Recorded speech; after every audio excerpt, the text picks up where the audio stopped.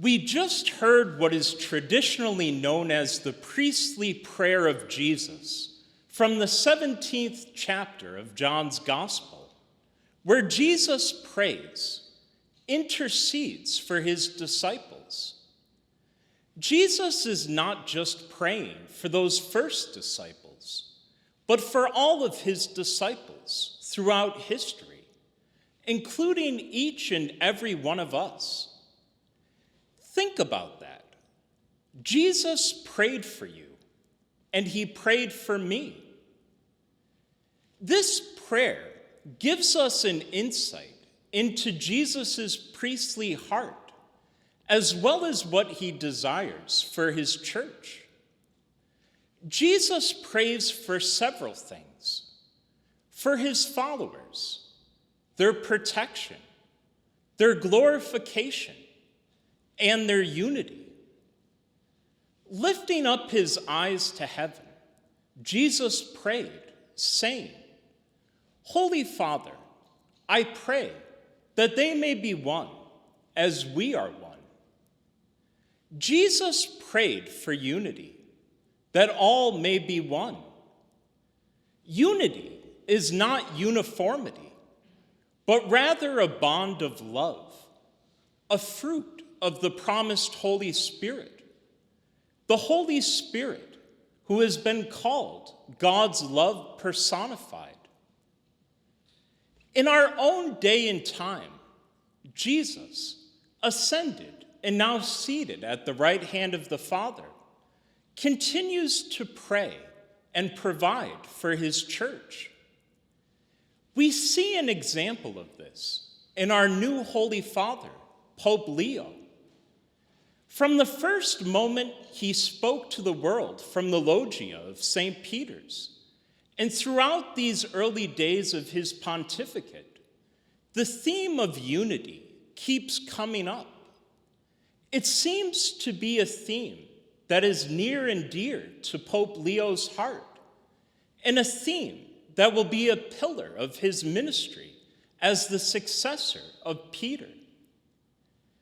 As Pope, Leo is keeping the motto he first chose when he was named a bishop.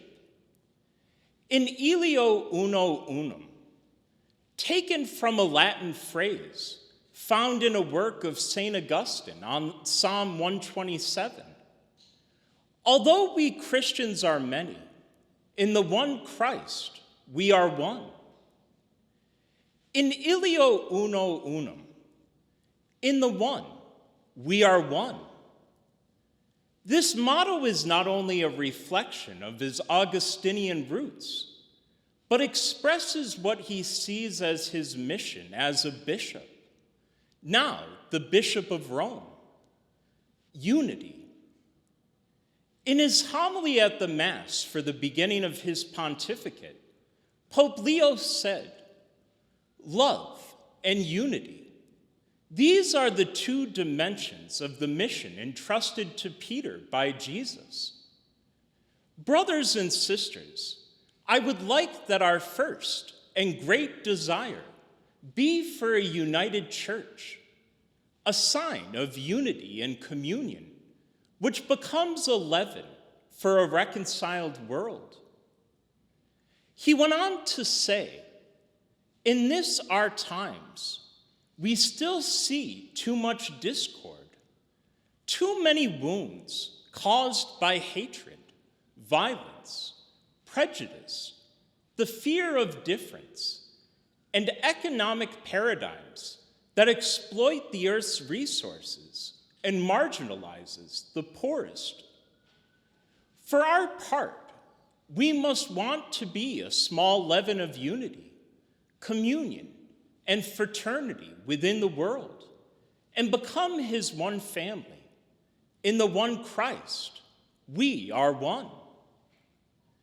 A day later, when speaking to ecumenical representatives who attended the Mass, the Holy Father said, "As Bishop of Rome, I consider one of my priorities to be that of seeking the reestablishment of full and visible communion among all those who profess the same faith in God, the Father, the Son, and the Holy Spirit. Now is the time for dialogue and for building bridges. One of the ancient titles for the Pope is Pontifex Maximus, Latin for supreme bridge builder. In other words, one of his chief duties is building bridges among peoples in order to foster and cultivate unity. While you and I are not called to be Pope, as Christians, each and every one of us are called to be what you might call pontifex modicum, little bridge builders. It is by being little bridge builders of unity that we will help fulfill the priestly prayer of Jesus and assist our new Pope in his mission. How do we do that? Pope Leo himself tells us, we must all cooperate in the great cause of unity and love. Let us seek to do so, first of all, with our behavior in everyday situations. Each person can be a builder of unity with their attitudes towards others, overcoming inevitable misunderstandings with patience, with humility, putting themselves in the shoes of others, avoiding prejudices, and also with a good dose of humor.